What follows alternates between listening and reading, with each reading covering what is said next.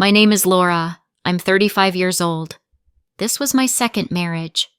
With my first husband, Jason, we lived together for 2 years and parted by mutual agreement, realizing we weren't right for each other. We decided it was better to remain friends before our relationship deteriorated completely. Of course, it was a difficult decision for both of us, but looking back, I can say with certainty that it was the only right choice in our situation. We were too young, got married right after college, and knew nothing about married life. Each of us followed our parents' example and was inflexible. There were arguments, misunderstandings, and our quarrels sometimes nearly came to blows. This was already dangerous for our life and health. So, tired of all this, we sat down, discussed our problems, and concluded that we weren't a good match. At that time, we had nothing to divide, so we parted ways amicably. My second husband, Michael, came into my life 4 years later. I felt more mature by then and wasn't ashamed to ask about his interests, preferences, habits, both good and bad. He didn't seem embarrassed by this and willingly answered all my questions. I listened attentively and analyzed. Our relationship developed, grew stronger, and soon he proposed. To be honest, I wasn't eager to formalize the relationship again. The memory of the divorce was still fresh. So I suggested we just live together without getting married. Michael beat his chest and tried to guilt-trip me. Do you distrust me so much that you don't want to take my last name? Do you even love me, or am I just wasting my time? He eventually wore me down, and I, brushing aside my own concerns, agreed but asked not to make a big fuss about the wedding. He agreed, and we just quietly got married without any lavish ceremonies. By that time, I already had my own place, a 1-bedroom apartment near downtown Chicago. My parents helped me buy it, and surprisingly, so did my ex-husband.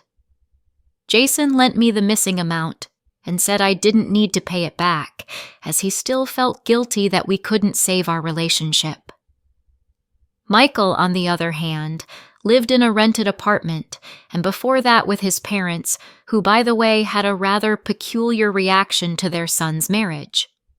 His mother, Barbara, immediately started instructing me, although I hadn't asked for anyone's advice. Mikey is a sensitive boy. He needs special care. He doesn't look after his health himself, but now it's your responsibility. Feed him soup more often, and when you do the laundry, never use the washing machine, only hand wash with laundry soap. My son is allergic to detergents and chemicals.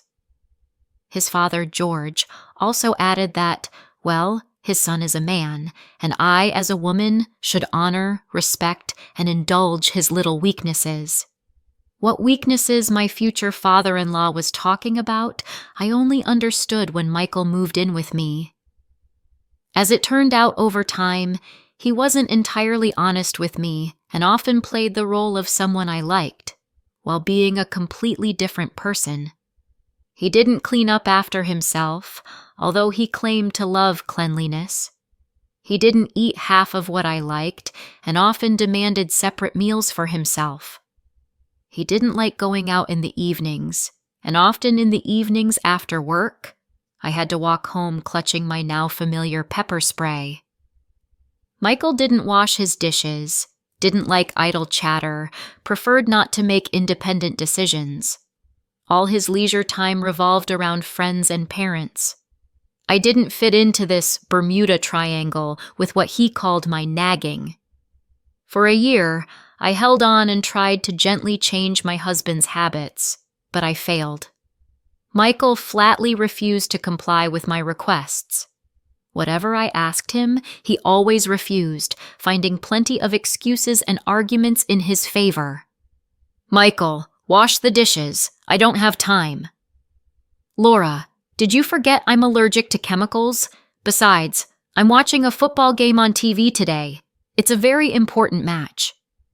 Michael, will you meet me today? I forgot my umbrella at home and it's pouring outside. Laura, you're such a scatterbrain. Why should I get wet because of your forgetfulness? Do you want us both to get sick? Michael, we need to help my parents. My dad's back is hurting. He can't do it himself. Well, let them hire someone. What's the problem?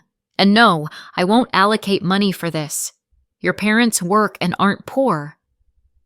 However, Michael regularly gave a considerable part of his salary to his own parents, and he didn't even consult me about it.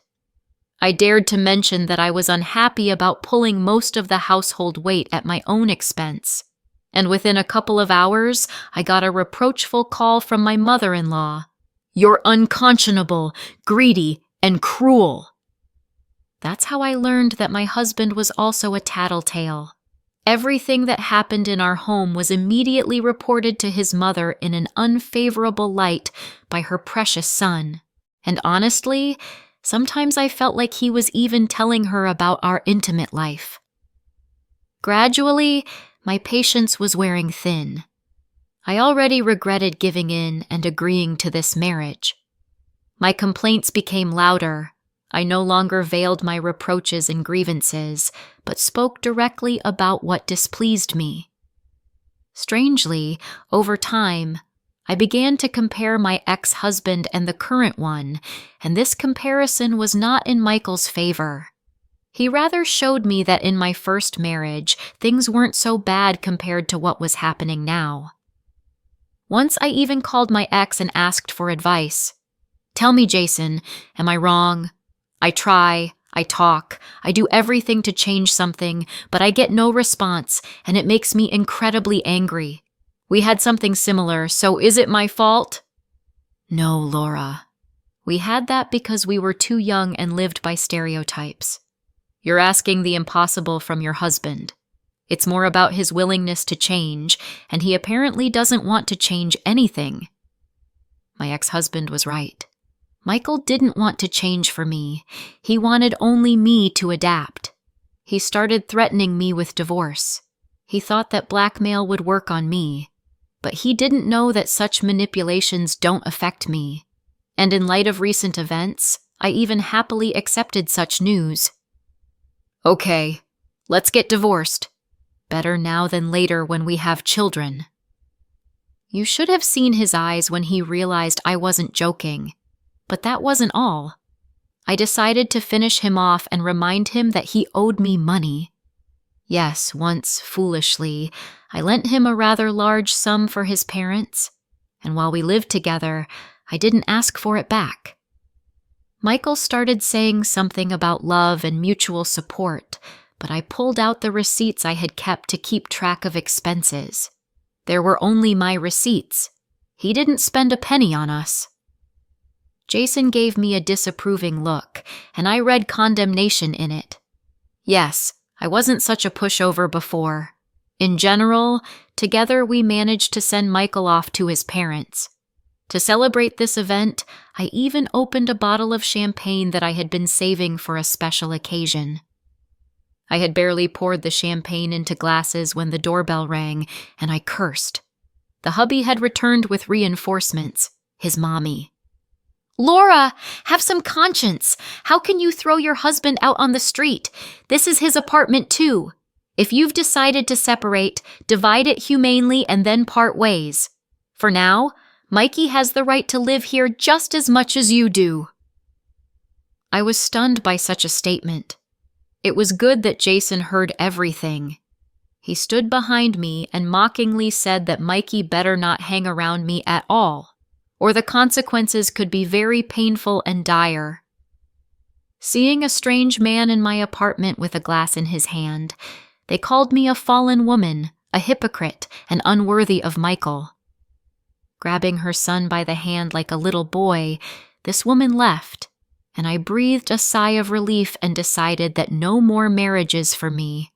I'd rather be single than deal with such a circus. Jason laughed, tapped me on the nose and said, "Never say never." And he was right. 6 months later, I was laughing in a wedding dress as he carried me into my own apartment in his arms. We decided to try to renew our relationship, and you know what? This time, everything was different. Somehow easy, without quarrels and misunderstandings, and instilling hope that it would last for a long time. Maybe even forever.